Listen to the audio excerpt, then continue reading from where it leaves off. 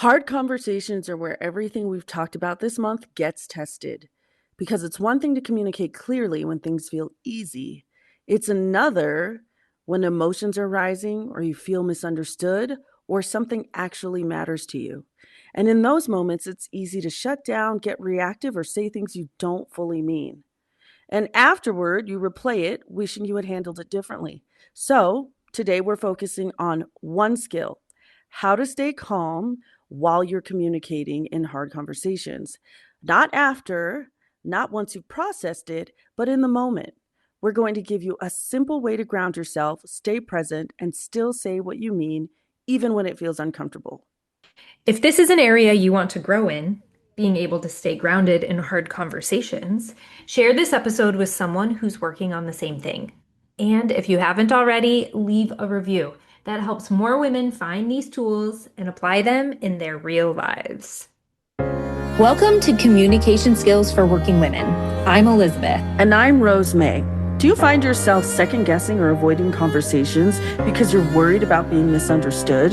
You're not alone. On this show, we're sharing tangible tools for assertiveness, emotional resilience, and real-life communication wins and fails.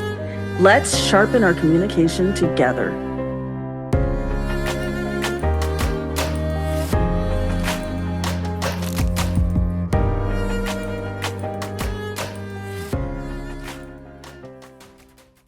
So I'm going to share a story about an incident that happened in group therapy. I was leading the group, and there was something that was said. There was feedback that was given to me. Actually, it was a client who was essentially saying that they were extremely upset with me. I had said something in the previous group, I think, and they were talking about how mad they were at me, that I said this, and I didn't even realize that what I had said was so triggering for this individual. But in that moment, in front of, all other 8 group members and my co-leader, I just felt myself get really tense, really rigid. Yeah, my chest got tight. And I wanted to defend myself, right? I wanted to say something along the lines of like, I didn't mean it that way or whatever, right? And I kind of wanted to like crawl into my shell and like actually hide under the chair. That's like really what I felt like doing. Um, it was such an intense moment because there were so many things that happened before she before this person like expressed their anger towards me. And so, man, it was rough times, and my brain started going, okay, like say something, say something, say something, don't just stand there, like explain yourself, right?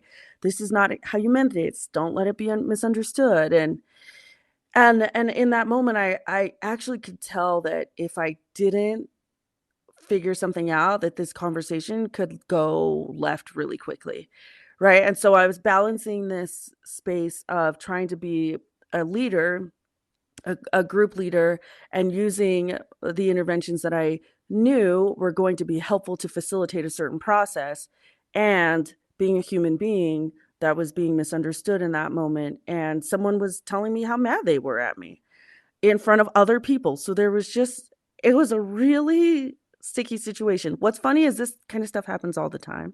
But this was Mhm. the first time, yeah, this happens all the time in group therapy. It's actually part of the group therapy process, right? It's called attack on the leader.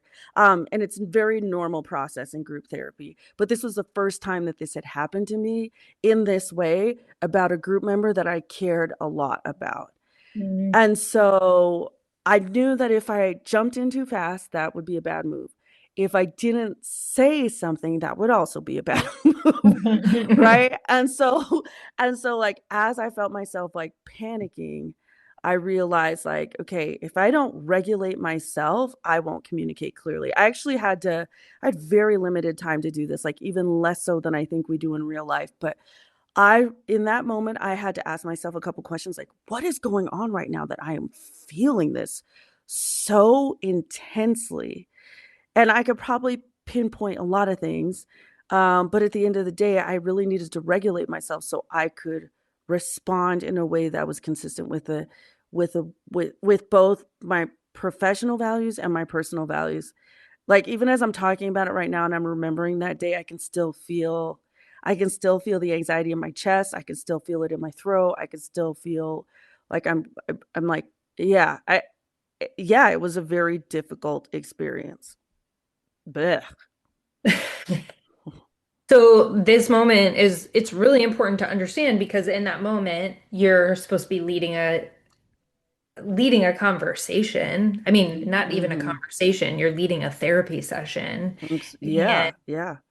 you were attacked. So bringing this back to a general, like, how can this be applied to, I'm never going to be leading a group therapy session, right? But I'm going to No, be someone's, having a conversation that's important yeah. to me, that I need with multiple people around the table, that we are Mm-hmm. trying to move forward and deal with things, and someone may attack me or say something. And so I just want everyone to Or take a even second. feedback.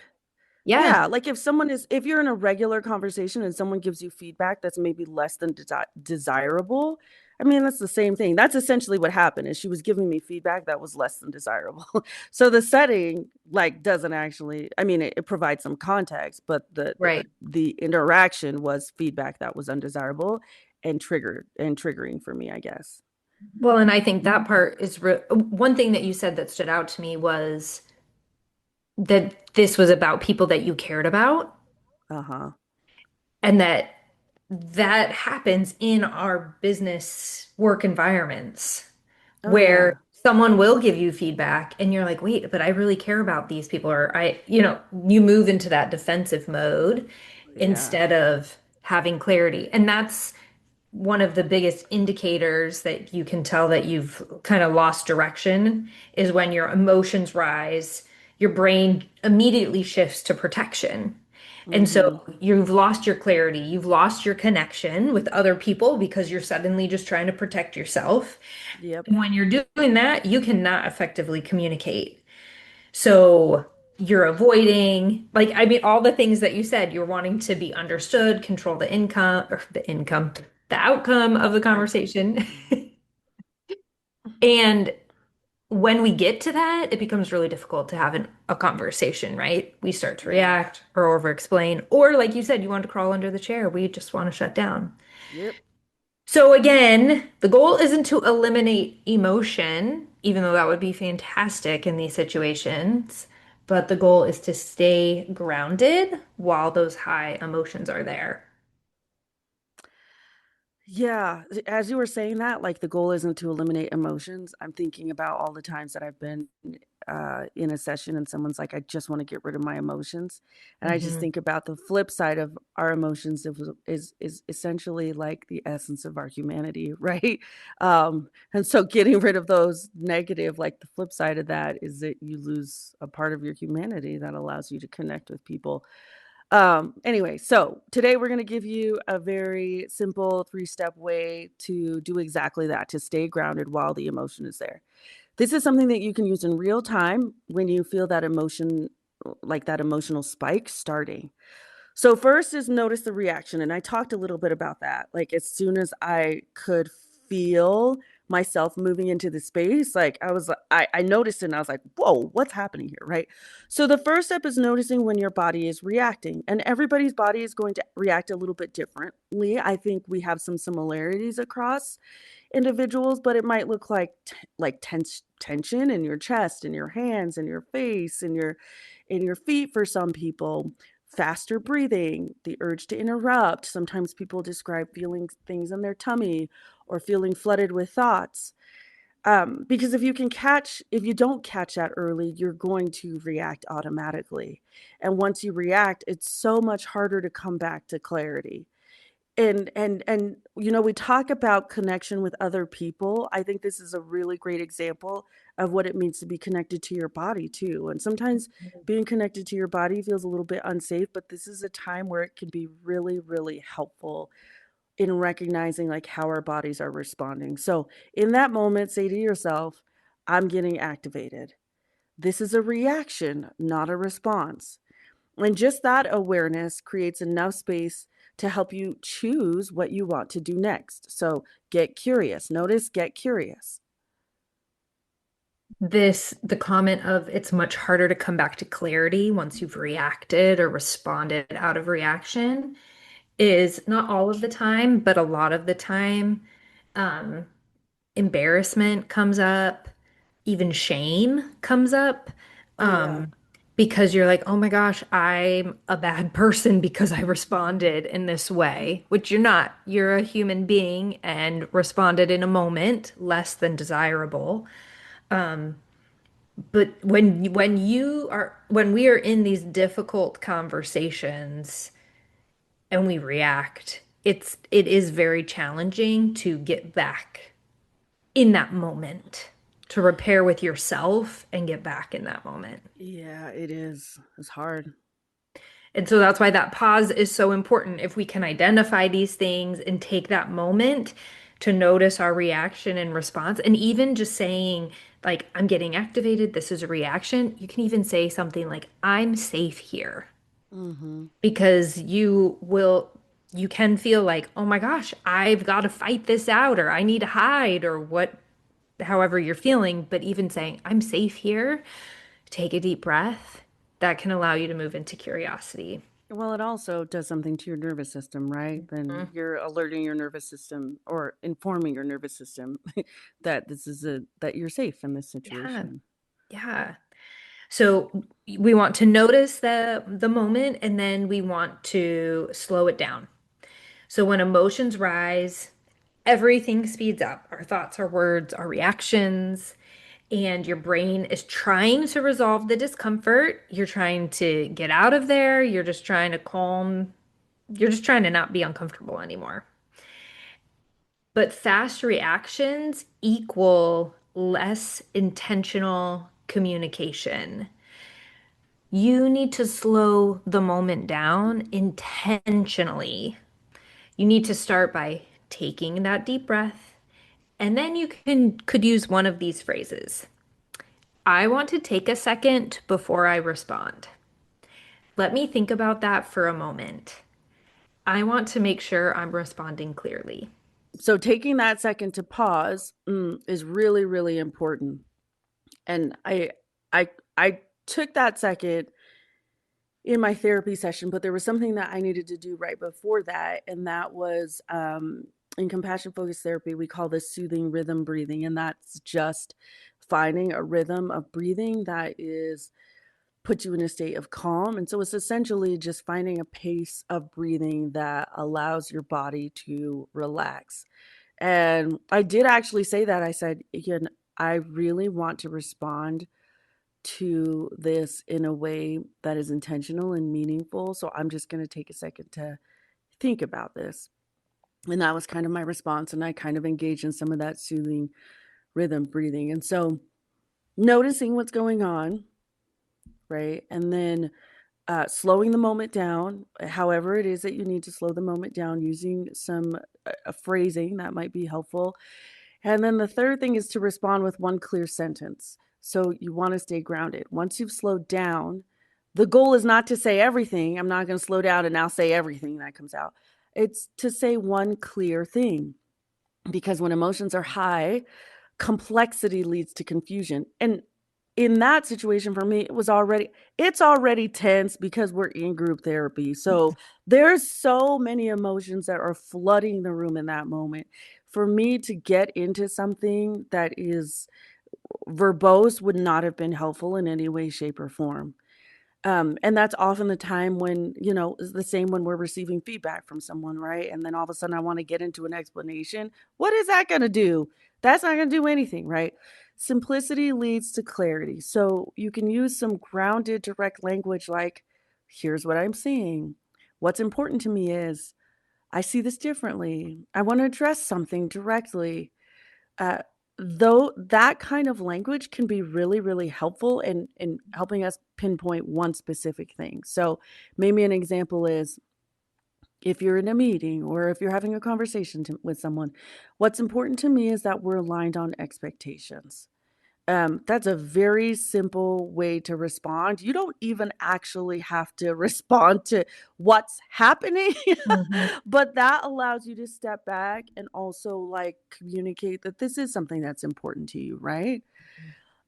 Secondly, you could say like, I see this differently, and I would you mind if I explained why? I will ask permission because I think it invites someone into my space and it invites someone into my conversation. And I do believe that that is still direct, but I want to honor that someone has given me feedback, that I'm receiving it, and I want to bring a different perspective. So for me, it's really important to ask permission, but you don't have to. You could just say, I see this differently and I want to explain why, and then stop, right? You don't need to solve the whole conversation or all of the world's problems with your one response. Just one very, very clear thing can go a really long way in a situation like that for you and for someone else. And the examples that you gave are so engaging for that other person. And Yeah. they were very respectful. Like Yeah. saying, it's important to me that we're aligned. You're saying, I care about you. I want to Yeah. make sure that we're on the same page. Like, Yeah. and this is important. And then I really like that um, asking permission to share or to explain why.